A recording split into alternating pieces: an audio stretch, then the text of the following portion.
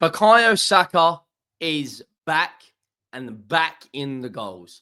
I don't think you guys understand, looking at this from a rival's perspective, how much confidence, how much better, how much in terms of overall shape Arsenal have with and without Bukayo Saka. The confidence in that fan base, in the Arsenal fan base, with him playing compared to without him is night and day.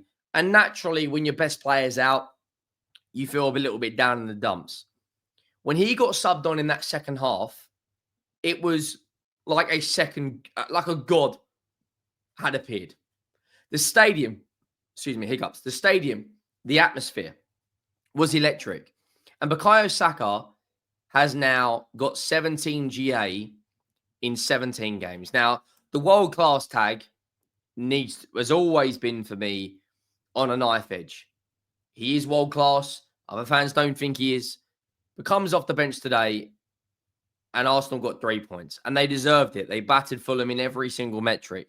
Conceded a bit of a stupid goal at the end, but it is what it is. Make sure you go down, drop a like on the video if you haven't already. We are 1,100 subscribers away, guys. 1,100 from the big 50K, and 90% of you who watch the content are not subscribed. So what are you waiting for? Go down and hit that subscribe button. The Premier League is back. As we're recording this, Manchester United are currently losing to Forest, in which is a crazy game where Man United have pretty much battered Forest in every single stat you can imagine, but the most important one they haven't. The score. Let's get into the Arsenal lineup. Lewis Skelly, another 90 minutes under the belt for him. There was, of course, a huge injury blow to Arsenal. And it's kind of like you get Bukayo Saka back and Gabriel is injured. You can't have, what's the saying? You can't have your cake and eat it, you know. Timber, Saliba, Gabriel, Lewis Skelly, Odegaard, Partey, Rice, Nwaneri, who again had another decent performance. And in terms of the actual overall game, I thought Arsenal attacked really well. I thought Martinelli was very, very, very good. Merino, of course, back in the goals, playing in this 9 role that he's in. You know, Thomas Partey, Odegaard. I thought Partey had a decent game. I thought Odegaard had a decent game. Some familiar faces in the Fulham side to Arsenal fans. Emil Smith-Rowe back at the Emirates. I actually quite like this Fulham team. I like a lot of their players. Robinson, of course, is a great fullback. You know, Castagna is a good fullback. They're decent on the counter-attack, Fulham. In terms of the way this Arsenal game started, Arsenal, you know, as they always do, you know, the crowd's absolutely rocking. The first half, I thought Arsenal had the better of chances, you know, but we need to talk about that Gabriel injury. 15 minutes in, he sustained an injury, which is absolutely huge for that Champions League game against Real Madrid. Yes, you're going to have Bukayo Saka back in the team, but I would argue that Gabriel is more important to this Arsenal side this season than Saliba. Gabriel, for me, is the most underrated centre-back one of the most underrated centre-backs in the Premier League. People say, yeah, he's good, but I think he is on the cusp of being a world-class centre-back. He starts practically for every team in the world right now. And when you partner him alongside Saliba, it's going to be very interesting to see what their partnership is going to be going into that Real Madrid game. You know, that's not exactly what you want to hear when you're coming up against Vinny Jr., Jude Bellingham, Kylian Mbappe, Rodrigo, Valverde, Tchouaméni, Camavinga, world-class players galore. That is not exactly what you want to hear. Of course, Real Madrid, as we're recording this, are actually playing as well in the Copa del Rey. Nwaneri looked bright. Martinelli played a decent ball into him around the hour mark. He had Castagna in a whole world of trouble. The goal actually come from Nwaneri as well. I mean, this kid, 17, 18 years of age, is an absolute joke. He slipped in, decent pass in by Timber, cuts the ball back, plays a deflected effort, which kind of evades plays Merino in, has a deflected shot which kind of goes in.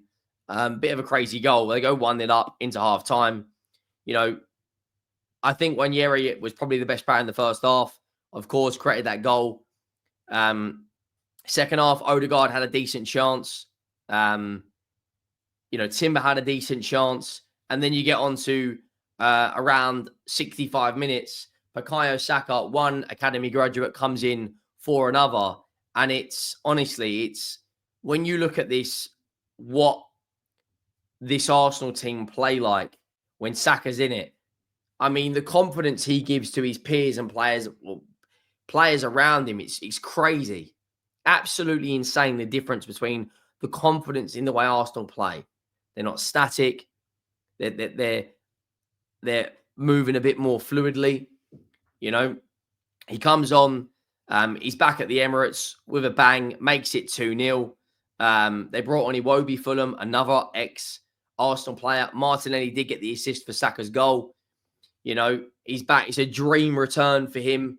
Martinelli flicks across into the back post, and there is Bukayo Saka, who just comes off the bench. And this guy, 17 G8 in 17 games, is absolutely ridiculous. Absolutely ridiculous. Real Madrid come into town next week in London, and he will be there and fit and firing. And they've got a chance if he's fit and firing. Obviously, Gabriel, going to be interesting to see what happens there. Don't get me wrong, Fulham in the last 10 minutes did have some chances. Muniz misses an absolute sitter. And of course, it was actually Muniz who got the goal. Ryan Sessegnon, an ex-Tottenham player. Don't know what I'm shamelessly celebrating for. But yeah, Fulham, Sessegnon runs the ball down the right-hand side, puts a decent ball in for Muniz, whose effort is deflected past Saliba. And do you know what's mad as well? Ryan Sessegnon in his last 2 games has got 2 GA, scoring against Spurs with a ridiculous shot, and just got an assist against Arsenal. And now in terms of, the result, the most important thing was getting a win and building some momentum for the Arsenal lot to go into that Real Madrid game. And they're actually a number of games unbeaten now. Drew with Forest, battered PSV home and away. Drew with Man United, beat Chelsea, beat Fulham. They have got Everton on Saturday. And of course, they do have Real Madrid a week today. 7 days' time until the biggest game of Arsenal season. And I don't want to say their season relies on this, because I don't think that's fair to say. But genuinely, looking at this Arsenal side right now, if they were to go out there, beat Everton and go into the Real Madrid game with no more injuries picked up, that would be absolutely huge for them. In terms of the Real Madrid, the way they're playing at the moment, they're currently drawing with Real Sociedad. They're 2-1 up in the Copa del Rey, on the verge of going through to the Copa del Rey final. That game is a different kettle of fish. The way Arsenal defend, they can't be giving away sloppy goals like they did against Fulham. Of course, the magnitude of the game, the atmosphere in the stadium, they are going to be right up for it, through the roof up for it. It's going to be very interesting to see. But in terms of tonight, the most important thing is build momentum, get a win. That's 3 wins on the bounce now for Arsenal.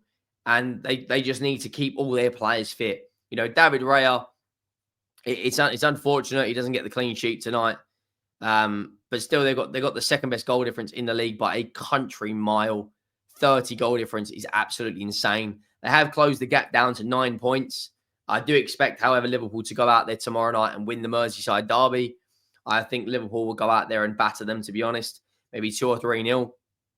It'd be interesting, Trent Alexander-Arnold's reception, although he is on the bench. Probably won't even be in the squad because he is actually injured.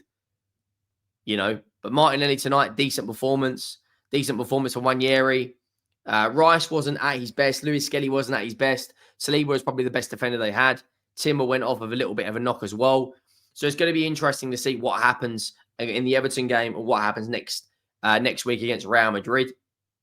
But, we've only got 8 games left this Premier League season, which is nuts. 8 games left. April is here, April Fool's Day. And then next month will be I think the Champions League final. Is it next month or is it June? I think it's June. And make sure you go down and drop a like on the video. Make sure you do hit that subscribe button and let me know your thoughts on Bukayo Saka being back. Do you think Arsenal have what it takes to go and beat Real Madrid? And I will see you back later for a Manchester United Match reaction against Nottingham Forest. I am